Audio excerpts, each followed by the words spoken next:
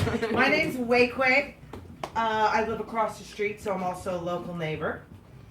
I've lived here since 2001. Today, it's a series we're kicking off called Sustainable You. And the idea behind it is just simply that, to find out information on different sustainable practices, sustainable ways, the overuse of the word sustainable and what it may mean to you. You know, it could mean as much as I heard May schooling Swati on making her own ketchup. It can be those simple little things that you start to walk off grid of the normal consumption factor of life.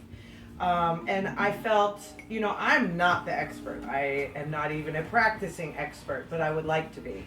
And I've noticed that a lot of the neighbors all have expert knowledge in certain areas of this whole sustainable movement, which perked my ears, and I felt the need for us to all meet each other and share information, because I'm Ojibwe, Native American from the Upper Peninsula of Michigan, and as you might know, our culture is a little different than the dominant culture.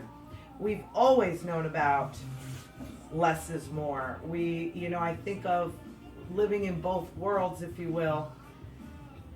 What I've come to realize is truly missing. It's not that the land was stolen from us or any of those things that we like to say historically in time, but I realize it's the process has been stolen from us.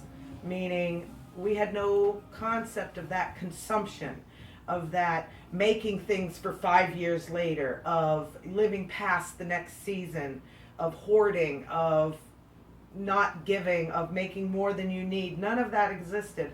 And I realized, I'll do beadwork, and it could take me hours and hours and hours to do it traditionally.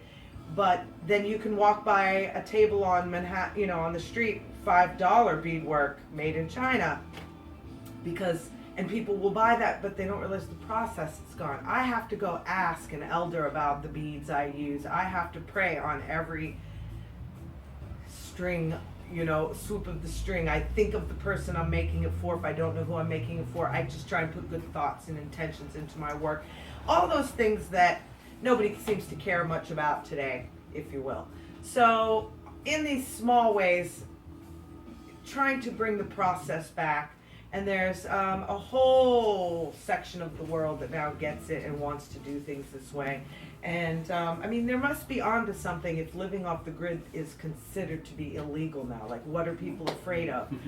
That makes no sense to me. That's like charging more to have nothing in your coffee, rather than, it just doesn't make any sense to me. So I hope that we get some information sharing starting the whole beekeeping and honey and using products made of the natural organic products is a great way to start in your life. These are the things that you can command. These are the things that you can change in your life if you want to, not just recycling, but even if you just recycle, it's better than not recycling, So this is just us hunting and finding each other out and trying to get information on how to leave the earth better than we found it, and to grow up, if you will, and get better and remember ourselves and hopefully turn back to what my elders have always told us, we need to do.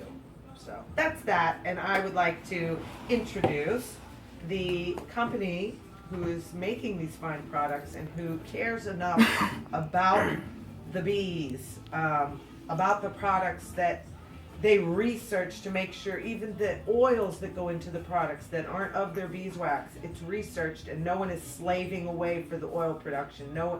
Every little inch of care is given to these products, and that means a lot to me, that I can buy these and not go to Dwayne Reed and put chemicals all over me.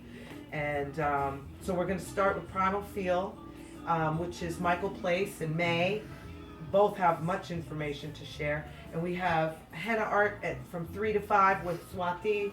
But again, she comes from a culture very different than the dominant American culture. And I'm sure she's got information on sustainability and different things from her world prior to this being her world. So just here to share. And if any of you also have any sort of info, please don't be shy at all. The display window awaits you.